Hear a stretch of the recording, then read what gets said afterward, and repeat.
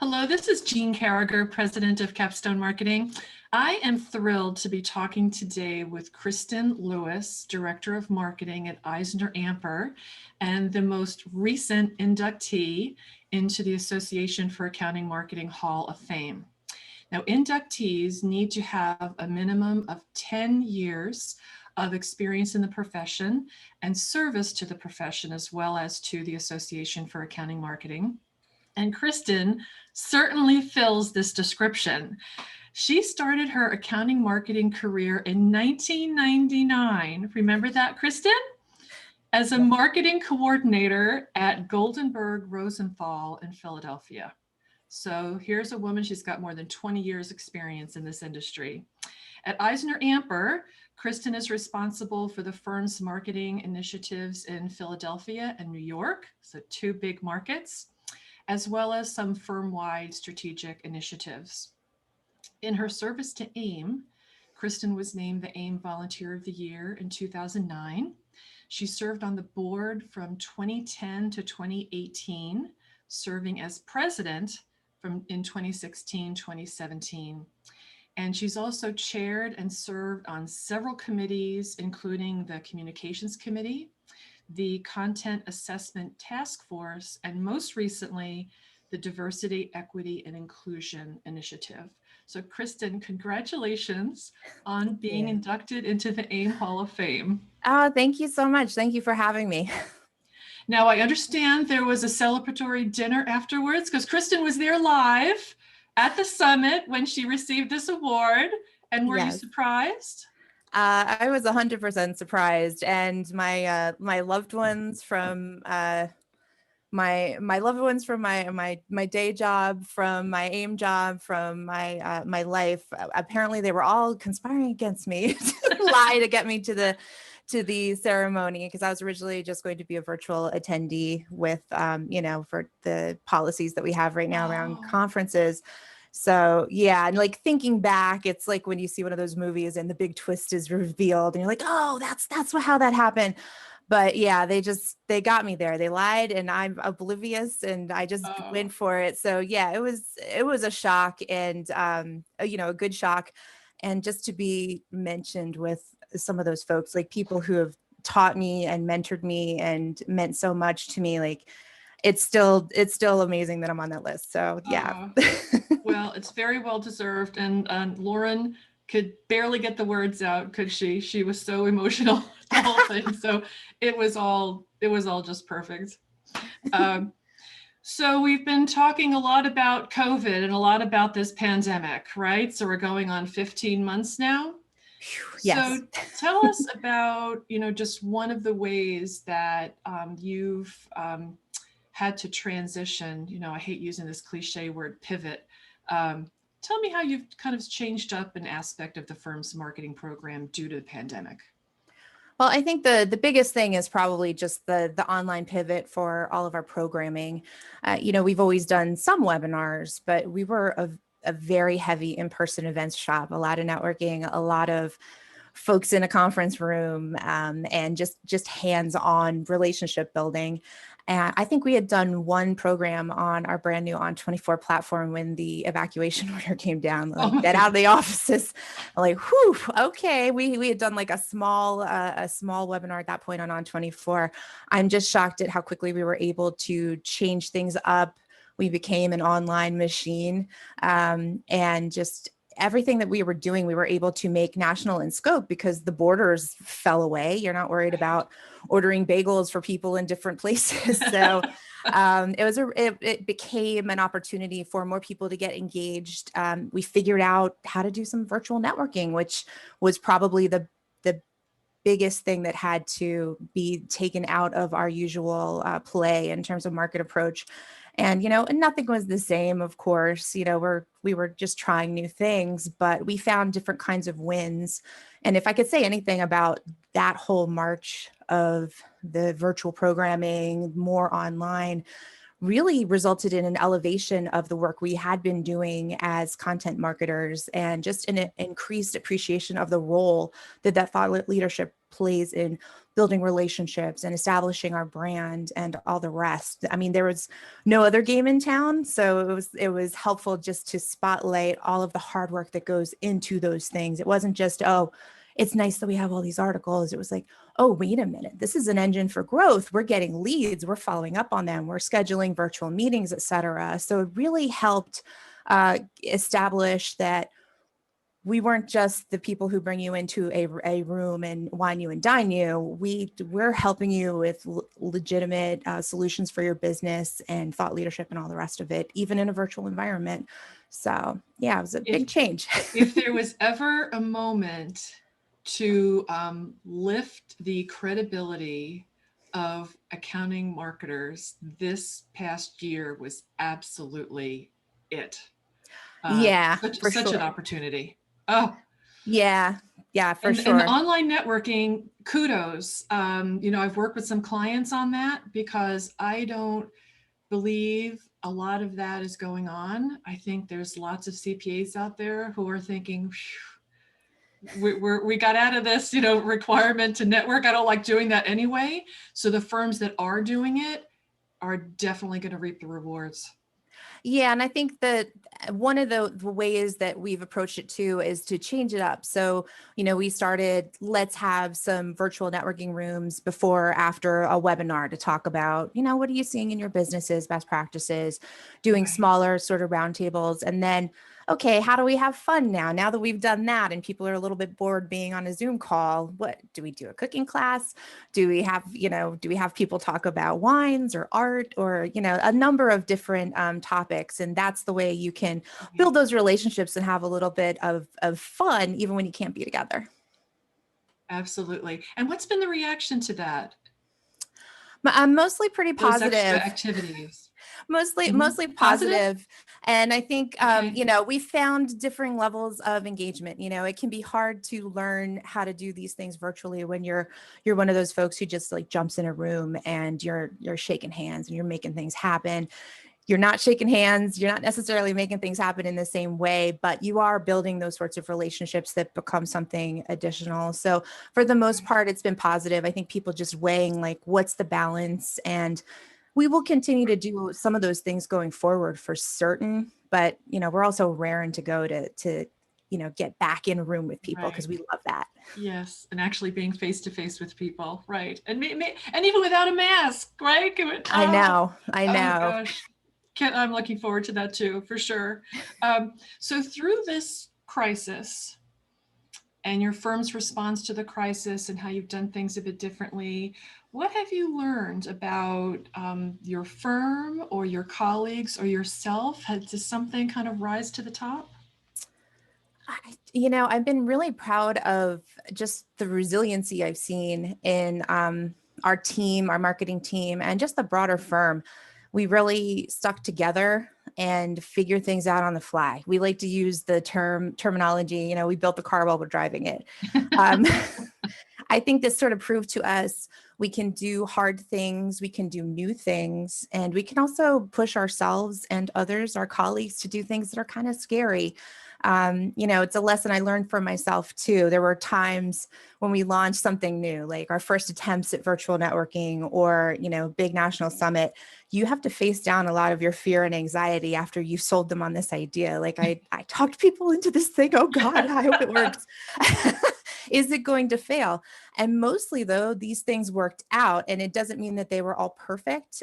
We learned lessons along the way, but they weren't massive failures. And, we were pretty much rewarded for most of the new things that we tried. So it was a great lesson for the individuals on our team. It was a great lesson for me to just go for it. And also, for our firm, like, okay, let's trust them with this stuff. Like we're not sure at first, but you know what? We're making it happen and we're seeing some value from it. Right.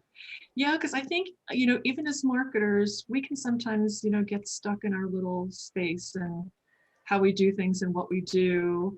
And it's good to, get tossed out there, so to speak, to try something new and different that makes you gets you a little nervous, but that's, that's also the desire to grow, right? And so we need to continually learn new skills as well. Yeah. And if anything, that's, It has not been a wonderful time.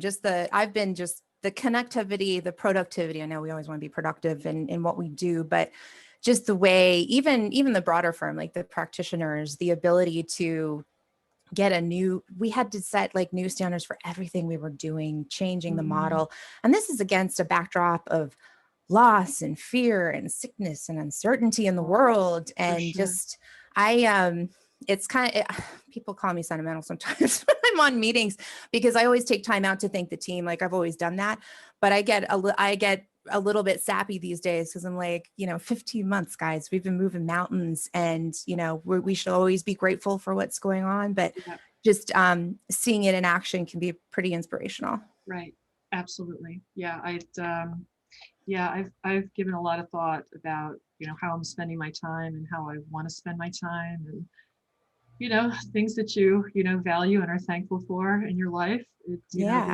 There's lessons here, that we need to learn. And I don't think we've learned all of them yet, but no, they're there if we're looking hard enough for it. I'm a believer. So let's step away from the pandemic, for a minute. And as I said, you began your career in 1999. So this is over 20 years, Kristen. So what do you think is the greatest challenge in marketing an accounting firm? Well, my answer to this question is probably going to be different whatever day you ask me. So, okay, so I've been around Thursday to see those challenges. Yes, day in and why. But, I feel like one of the biggest challenges that we have to face, as marketers for accounting firms is just getting down to like true differentiation. It can be a really tough concept, identifying how you are uniquely different from another firm, and how do you communicate that in a genuine way that's going to resonate with the market. Sometimes that feeling butts up against the nature of a CPA firm. It makes it harder because CPA firms are conservative, they're compliance-driven environments. They generally want to see what other people are doing before they take a leap sometimes. And, that makes the bold ideas that maybe will help differentiate you. Sometimes they're a harder sell. But I think we've all been making, especially in this environment, I think we've been making strides there, and building up that trust helps you have those genuine conversations as a marketer and just as a team member, as you're putting together your strategic plan to figure out, how do we say something that's different from everybody else? And how does that translate into something that's going to benefit that client? What's their real world experience that we can impact? Right. Absolutely. And, over the years, you're not the first one to mention this challenge. So it's real. Yeah, that's the old story. Like, you send the partner to the meeting with the proposal, and they're like, oh, they told me that they want good service. I'm like, did you listen or did you ask questions? That's and right. It's not against them. It is very difficult to get down and like ask those questions, and like, you gotta have to go spelunking to get to what the difference is. So Exactly. It is a challenge, but the smart firms continue to work at it. Yeah, for sure. I think for me, that's the bottom line. Because let's face it, there are folks out there that, just don't really think any of that is important. They want the work and, what we do. And of course they do, but a prospect also wants to know, what's my experience going to be like working with this firm? Why would I select them over another firm? It's all extremely important. Yeah. So if you look over, let's say, the past 10 years, what do you think has been the biggest change in accounting marketing? I think the rise of content marketing in terms of its importance, and that's 100% tied into the change in technology. Marketing automation, the web tools we can use now, the rise of serious social media strategy. I mean, 10 years ago, it was like, should we get this account? Like, what are we doing? Like, do we want to tweet? What's tweet? And the partners would make bird jokes and you laugh along with them. But it's just, I remember the days when we at a summit and one of the members said, yeah, and people are going to be able to search the web and find you. And we were like, what? They're going to find you. Monumental changes. Oh yeah. And just like rapid, like just the rapid advancements, like you can't keep on top of this stuff, and it's a whole new ball game. The really good thing about this is not just that there are new platforms to reach people and reach people in a dynamic way. You can really get segmented with the technology that's going on, but it's also given us more metrics that we can, plan better, adjust our strategy in the middle, prove our concepts. There's still the fuzzy element of the anecdote in terms of direct causation, because I've got a drip campaign going to this guy for a year, and then he has lunch with one BD, and finally we're great. Is it the lunch? Is it that he got the lunch because my campaign program worked well? Like it's all interconnected a bit, but this gives us a little bit more science around how we are interacting with the audience at large, clients, prospects, the greater business community. And it's really helping us, have a stronger foundation and grounding in the data and really that interaction intelligence that helps us make important decisions about where we invest our time and our efforts. Because we all know both of those things are very limited. Right. And don't you think that having that data gains more traction with the partners Oh, and managers in the firm when they 100%. can see numbers, right? Here's Yeah. the spreadsheet. I mean, sometimes that ends up, with someone trying to dissect your numbers, which is also fun. But, what it is it gives you additional credibility too, where I had a partner last week. I had a meeting with this partner I don't work with that much, who quoted back a statistic I said in some meeting like 3 weeks ago. And I'm like, oh my God, you were paying attention. He's like, well, you used a number. And I'm like, yeah, okay, good. Well, then I'm making my points, and I'm making my points because I'm relating it to something that's a little bit more tangible and, Right. success driven. You can see a result. Yes, absolutely. So which factor or which one of your skills has contributed to making you a successful marketer? Oh boy. This is where I get nervous talking about myself. I'm great now. I think one of the biggest things for me is probably I see connections, and connections in terms of how do I put people and resources together, whether it's to solve a problem or make a situation better. And all of that I think stems from communication, and that's not just writing or speaking. I really think that true communication is grounded in listening and being able to effectively sit back, read a room, ask questions. I mean, as marketers, it's really important for us to develop a rapport with our internal clients, the partners, the managers, and everyone else, asking those questions about what are you seeing? How are you experiencing things? What are the clients telling you? And just trying to figure out, what are they willing to do? How are they willing to participate in that process? What their drivers are? Some people are really focused on comp. Other people just, they want to be recognized for the work that they're doing. Then we have to translate those sorts of concepts into the real world. So whether it's positioning my business plan for an initiative so that my partners will say, yeah, that seems good. Okay. Mm-hmm. Or if it's figuring out, what are they saying on the technical side? And then how is a person in the real world who is not a CPA, but who may buy their services, how are they going to take that and find value in it? So, being a listener and then I guess a translator to figure out how to get those messages out. That's helped me immensely. Right. And that was a great answer. And it just emphasized the importance of being able to get back together in person. Because when you talk about, reading a room and all of that, you're seeing people, online, but it's not the same, right? You're not seeing as much of the body language and all of that to be able to interpret, what they're thinking. Yeah, you can tell too when you're virtual. One of the other struggles that we have is that people have 4 screens, and there may be something very exciting or terrible or something going on a different screen, but that focus on like, let's solve the problem at hand and let's have like a genuine dialogue back and forth instead of ticking a mark like, right, we got the meeting done. Let's have a genuine exchange. Exactly.